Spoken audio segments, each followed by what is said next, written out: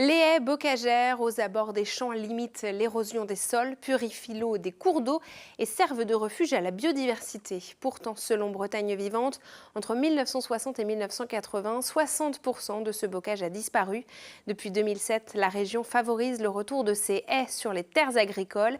Ce lundi, près de Morlaix, des étudiants en agronomie ont planté des jeunes arbres près d'une exploitation.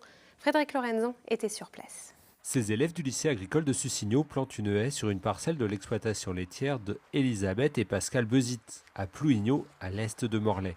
Une séance de travaux pratiques pour ces élèves en section agronomique. Il y a une problématique érosion et surtout aussi pour la biodiversité et surtout les vaches aussi.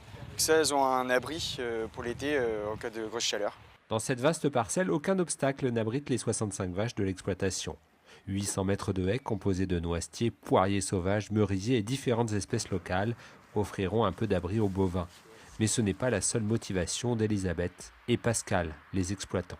La parcelle sur laquelle on se trouve fait 16 hectares et elle date du remembrement, donc où il n'y a plus ni haies ni talus.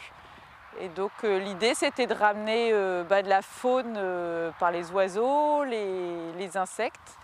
Pour les exploitants, la plantation est un cadeau. La préparation du sol, l'édification des talus et les plants sont pris en charge par la collectivité.